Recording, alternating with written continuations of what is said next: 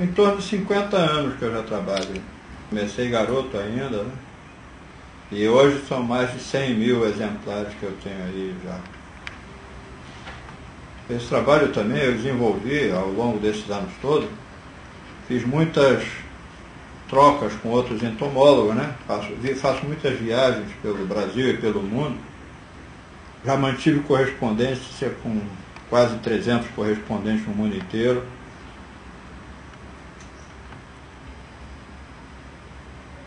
Esses de cores vivas, como eu falei, eles têm um gosto ruim. Essas cores são de advertência para os predadores.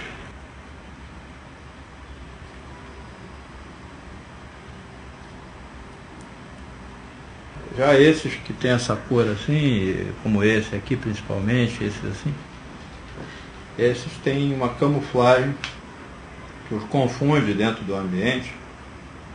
Eles ficam difíceis de serem localizados pelos predadores.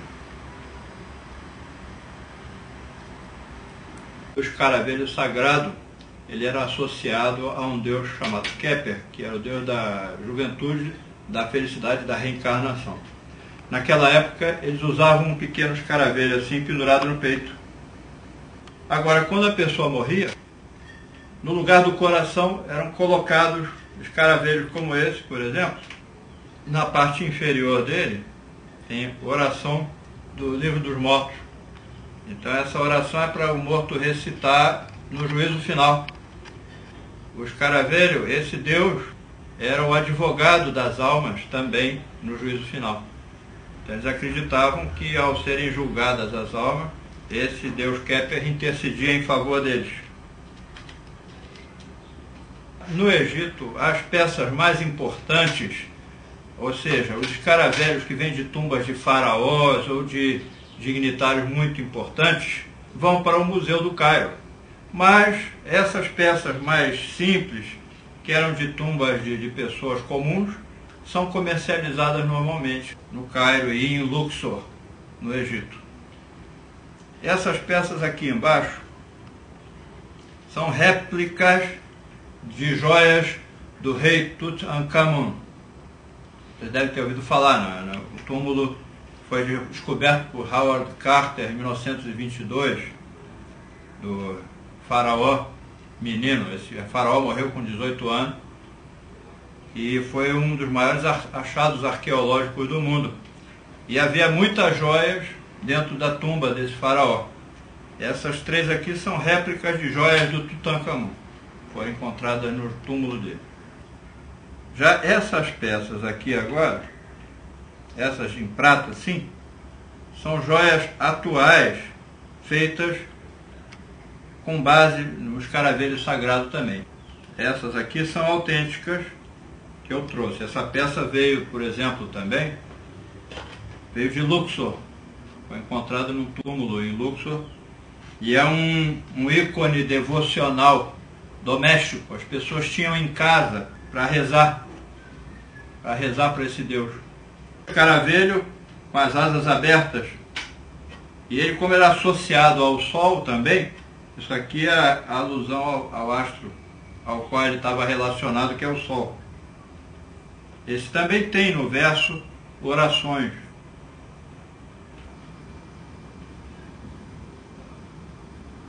Esses são escaravelhos brasileiros, são da família daqueles que eram cultuados no Antigo Egito, como se fossem manifestações terrenas do Deus Keper. Porém, esses são do Brasil. Catalogadas mais de 450 mil diferentes. Porém, estima-se, como a maioria ainda não é conhecida, estima-se que possa chegar a mais de 30 milhões de espécies diferentes. Aqui nós podemos observar variações cromáticas dentro de uma mesma espécie. Esses todos aqui são de uma mesma espécie, porém eles apresentam variações de cor, chamadas variações cromáticas. Aqui já são outras espécies, e algumas também apresentam variações cromáticas.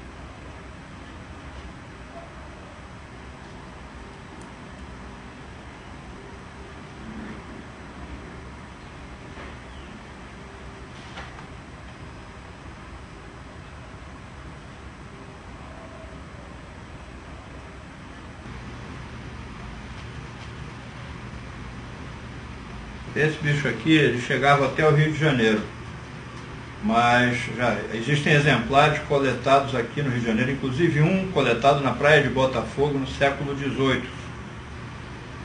mas já está extinto. Hoje só é encontrado na Bahia e no Espírito Santo, essa subespécie. Esses daqui ocorrem na Amazônia. Esses de cá, eles têm pequenas diferenças no chifre.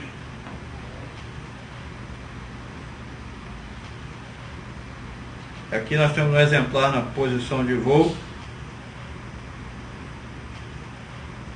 À medida que as cidades vão crescendo, eles vão sendo exterminados, porque as pessoas veem um bicho desse e acham que é perigoso, que pode morder e matam. E então eles já são animais raros. Não conseguiram resistir à pressão da expansão da cidade.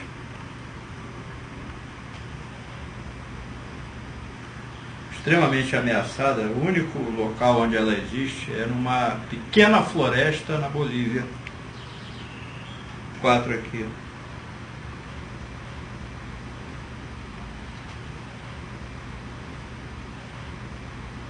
Entre os bichos grandes é dos mais comuns. Ano passado eu achei um numa praia em Ubatuba. Foi jogado o vento, jogou ele no mar, o mar trouxe ele para a praia. Achei que está andando na areia. Desse aí.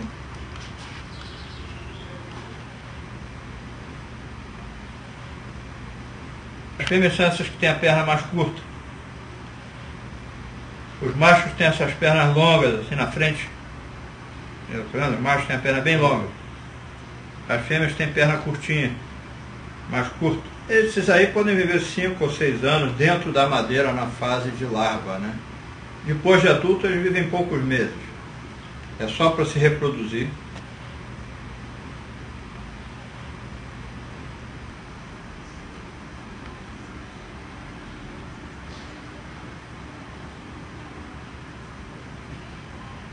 Esses bichos aqui apresentam uma curiosidade interessante.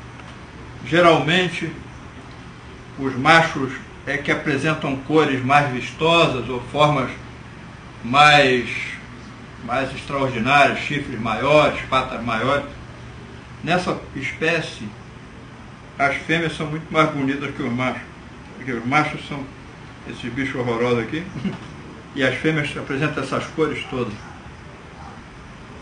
Esses besouros aí são cerambicídeos, né? Esses que têm antena longa.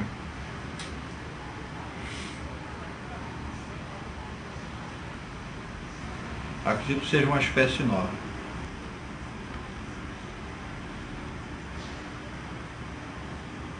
Esse bichinho aqui já era muito conhecido. Chama-se Malaspis scutellarius, um grupo dos piróides. Só que esse animal é extremamente grande relativo àqueles ali e tem algumas características morfológicas diferentes. Nunca se viu outro exemplar igual a esse aí. Nem o Museu Nacional, os museus todos que eu frequento, nunca vi um animal como esse aí.